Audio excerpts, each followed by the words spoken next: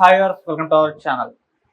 షర్మిల గారు అటు ఈ 9th నుంచి కూడా జిల్లాల పర్యటన చేయబోతున్నారు ఆంధ్రప్రదేశ్ లో. మరి జిల్లాల పర్యటన దేనికోసం, దీని వలన కాంగ్రెస్ పార్టీకి ఏమన్నా యూజ్ ఉందా అంటే ఒక అభిప్రాయం కూడా చాలా మందిలో ఉంది. ఆంధ్రప్రదేశ్ లో కాంగ్రెస్ పార్టీ నిద్రావ్యవస్థలో ఉంది అని చెప్పేసి అభిప్రాయం ఉంది. మరి దాన్ని బద్దలు కొట్టడానికే ఈ జిల్లాల పర్యటన చేస్తుందా? సో దీని మీద డిస్కస్ చేయడానికి ప్రజెంట్ మనతో పాటు కాంగ్రెస్ పార్టీ అధికార ప్రతినిధి కాసగడ్డ నాగార్జున గారు ఉన్నారు. వారిని అడిగి తెలుసుకునే ప్రయత్నం అయితే చేద్దాం. సో నమస్కారం సార్. నమస్తే సోదరా. సో షర్మిల గారు ఇలా జిల్లాల పర్యటన చేయబోతున్నారని తెలిసింది. మరి ఎందుకు ఈ జిల్లాల పర్యటన, దీని వెనకాల ఉన్న వ్యూహం ఏంటి? అంటే ఇప్పుడు ఒక అభిప్రాయం అవుతుంది కాంగ్రెస్ పార్టీ నిద్రా వ్యవస్థలో ఉంది ఆంధ్రప్రదేశ్ లో. సో దీన్ని బద్దలు కొట్టడానికి ఇదంతా కూడా అని చెప్పేసి డ్రామా. మీరేం చెప్తారు? షర్మిల గారు రేపు 9వ తారీఖు నుంచి పర్యటన చిత్తూరు రాయలసీమ నుంచి మొదలవుతుంది. మొదటి 5 రోజులు అంటే 9వ తారీఖు నుంచి 5 రోజులు రాయలసీమలో పర్యటన ఉంటుంది. ఆ తర్వాత ఒక 4 రోజులు బ్రేక్ తీసుకొని ఆ తర్వాత ఉత్తరాంధ్రలో ఒక 3 రోజులు పర్యటన ఉండబోతుంది. ఆ తర్వాత మరొక 4 రోజులు బ్రేక్ తీసుకొని కోస్తాలో మిగిలిన ఒక 6 రోజులు పర్యటించడం జరుగుతుంది. ఏంటంటే ఓన్లీ ఈ డిస్ట్రిక్ట్ హెడ్ క్వార్టర్స్ లోని ఈ మీటింగ్ మెయిన్ ఉద్దేశం ఏంటంటే జిల్లా పార్టీ అధ్యక్షులతో, నియోజకవర్గ సమన్వయకర్తలతో, అలాగే జిల్లా నాయకులతో, నియోజకవర్గ నాయకులతో, మండల నాయకులతో, గ్రామ నాయకులతో వీళ్ళందరితో ఒక చర్చా సమావేశం జరపడం జరుగుతుంది. ఇందులో ముఖ్య ఉద్దేశం ఏంటంటే మన జిల్లాలో పార్టీ పరిస్థితి ఎలా ఉంది, మనం ఎందుకు ఎదగలేకపోతున్నాం, జాయినింగ్ మీద మనం ఎందుకు ఫోకస్ చేయలేకపోతున్నాం, రేపు లోకల్ బాడీ ఎలక్షన్స్ కి మనం ఎటువంటి స్టాండ్ తీసుకోవాలి, ఈ జిల్లాలో ప్రధాన ప్రాబ్లమ్స్ ఏంటి, ప్రజలు పడుతున్న ప్రాబ్లమ్స్ ఏంటి, కాంగ్రెస్ పార్టీ ఫేస్ చేస్తున్న ప్రాబ్లమ్స్ ఏంటి, కూటమి మిమ్మల్ని ఇబ్బంది పెడుతున్న ప్రాబ్లమ్స్ ఏంటి, కార్యకర్తలకు ఏం జరుగుతుంది, ఉన్న ఇన్ఛార్జ్ కానీ, జిల్లా పార్టీ అధ్యక్షులు కానీ, మండల పార్టీ అధ్యక్షులు కానీ, గ్రామ పార్టీ అధ్యక్షులు కానీ మీకు అండగా నిలబడుతున్నారు లేదా, అసలు మన సమస్యలు ఏంటి, మన ప్రాబ్లమ్స్ ఏంటి, ఫ్యూచర్ లో మన పార్టీ బలోపేతం చేసుకోవడానికి మనం ఏం చేస్తే బాగుండు, మీ ఐడియా ఏంటి, మీ ఆలోచనలు ఏంటి అని తెలుసుకోవటానికి ఈరోజు మా యొక్క అధ్యక్షులు వైఎస్ షర్మిల గారు జిల్లా పర్యటనగా చేయడం మొదలు పెడుతున్నారు. సో ఈ జిల్లా పర్యటనలో మెయిన్ ఉద్దేశం ఏంటంటే రేపు 2029లో కాంగ్రెస్ పార్టీ ఎమ్మెల్యేలుగా అసెంబ్లీలో అడుగు పెట్టాలి, మేము బోనీ చేయాలి. ఎలా అంటే వైఎస్ఆర్సీపీ కంటే ఎక్కువ సీట్లు వచ్చే విధంగా మనం రాజకీయం చేయాలని ఒక్క ఇంటెన్షన్ తోనే మేము ముందుకెళ్ళబోతున్నాం. ఎందుకు ఈ మాట అంటున్నాం అంటే ఇప్పుడు వైఎస్ఆర్సీపీ పార్టీ పరిస్థితి మనం చూస్తున్నాం. రేపో మాపో నాటసారాయి కేసులో జగన్మోహన్ రెడ్డి జైలుకి వెళ్ళడం జరిగింది. మరి ఆ పార్టీకి దిక్కెవరు? గతంలో జగన్మోహన్ రెడ్డి గారు జైలుకి వెళ్ళారంటే అప్పుడు షర్మిల గారు ఉంది కాబట్టి, రాజశేఖర రెడ్డి గారి రక్తం కాబట్టి, రాజశేఖర రెడ్డి గారు ఎలా మాట్లాడతారు, ఎలా చెయ్యూపుతాడు, ఎలా ఆలోచిస్తాడో అలా షర్మిలమ్మ చెయ్యూపడం కానీ, మాట్లాడటం కానీ, నడవడం కానీ, ఆమె మనసు కానీ ఎలా అయితే రాజశేఖర రెడ్డి గారు మాట తిప్పడం మనం తప్పడం అనే ఉద్దేశంతో ముందుకెళ్తాడో అలాగే షర్మిలమ్మ అలాగే బిహేవ్ చేస్తుంది. కాబట్టి ఒక్క ఛాన్స్ అని జగన్మోహన్ రెడ్డి గారికి అవకాశం ఇచ్చారు. బట్ జగన్మోహన్ రెడ్డి గారు దాన్ని నిరూపించుకోవడంలో 100కి 100% విఫలమయ్యాడు. కాబట్టి ఇంకా రాజశేఖర రెడ్డి గారి వారసత్వం కానీ ఎవరున్నారంటే ఒకే ఒక ఆప్షన్ ఈరోజు ప్రజలకు కనపడుతుంది. ఎవరు?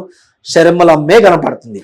సో ప్రజలకి ఒక ఆశా జ్యోతిగా, ఒక నమ్మకంగా మా జీవితాల్ని షర్మిలమ్మ బాగు చేయగలదు, మా భవిష్యత్తుని కానీ, మన యొక్క ఇదిని కానీ, మన రాజకీయ జీవితాన్ని కానీ ముందుకు తీసుకెళ్ళడానికి ఒక పెద్ద దిక్కు షర్మిలమ్మ అనేది ప్రజలు నమ్ముతున్నారు. అలాగే వైఎస్ఆర్సీపీలో ఉన్న ఎవరైతే నాయకులు ఉన్నారో, ఎక్స్ఎమ్మెల్యేలు ఉన్నారో ఈరోజు వాళ్ళ ప్రతి చూపు కాంగ్రెస్ పార్టీ మీద, షర్మిలమ్మ మీద పడుతుంది. ఎందుకంటే జగన్మోహన్ రెడ్డి గారు అపాయింట్మెంట్ కూడా ఇవ్వడు, నాయకులతో మాట్లాడు, నాయకులు లెక్క చేయరు, ప్రతి నాయకుడు కాలమేం కానీ నమస్కరించాలనే ధోరణిలో ఆయన ఉంటారు. దళితులకి ఇంకోళ్ళకు రెస్పెక్ట్ ఇవ్వరు.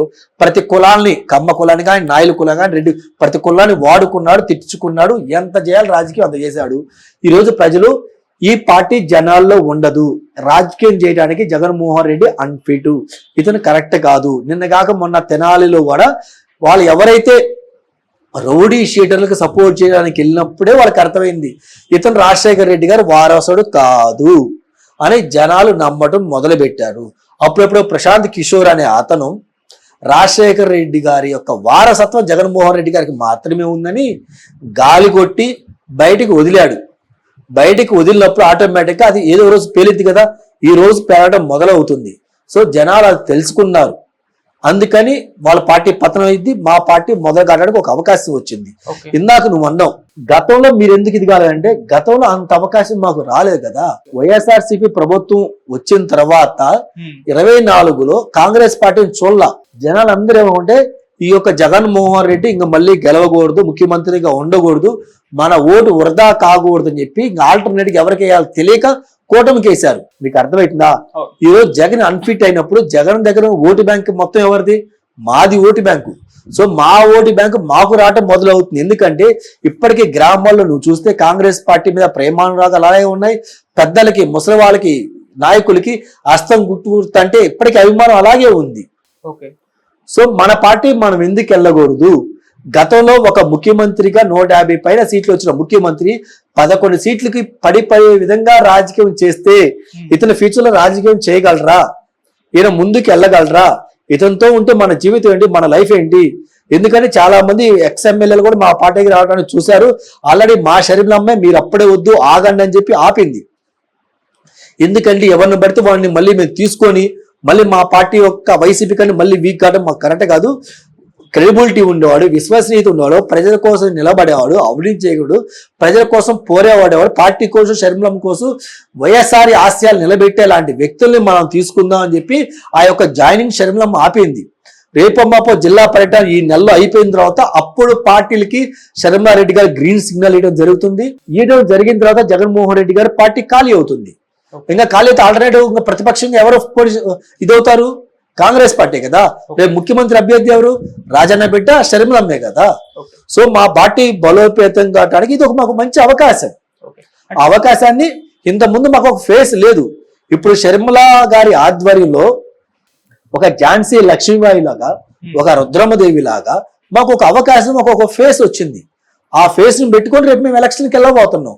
రేపు పంచాయతీ ఎలక్షన్ లో కూడా Congress party 10% nearly vote bank హక్కు తెచ్చుకునే అవకాశాలు కూడా రేపు ఉన్నాయి. మేము లోకల్ బాడీ ఎలక్షన్ లో పోటీ చేస్తున్నాం. ఆ పోటీ చేయడానికి ప్రణాళిక ఎలా రూపొందించాలనే ఇంటెన్షన్ తో శర్మిల గారు జిల్లా టూర్లు ఉన్నాయి. అంటే ఇప్పుడు షర్మిల గారు కాంగ్రెస్ ని అధికారంలోకి తీసుకురావడానికి అటు వైసీపీతో ఫైట్ చేయాలా లేకుంటే కూటమితో ఫైట్ చేయాలా? ఇద్దరితో ఫైట్ చేయాలి. ఇప్పుడు మాత్రం ఓన్లీ వైసీపీ అన్నట్టు కనిపించింది. ఇద్దరితో ఫైట్ చేయాలి సోదరా. మేము ఇద్దరితో ఫైట్ చేస్తున్నాం. మేము మెచ్యూర్ రాజకీయం చేస్తున్నాం. నిన్న కాక మొన్న రోజు జగన్మోహన్ రెడ్డి గారు ప్రెస్ మీట్లు ఏం చెప్తున్నారు? ఈ రోజు కూడా వాళ్ళ అఫీషియల్ గా చూస్తే సూపర్ 6 ఇవ్వలేదు, సూపర్ 6 ఇవ్వలేదంటే నువ్వు అధికారం వచ్చిన మొదటి సంవత్సరం నువ్వు సూపర్ 6 ఇచ్చావా? నువ్వు ఇచ్చి వాళ్ళని అడుగు.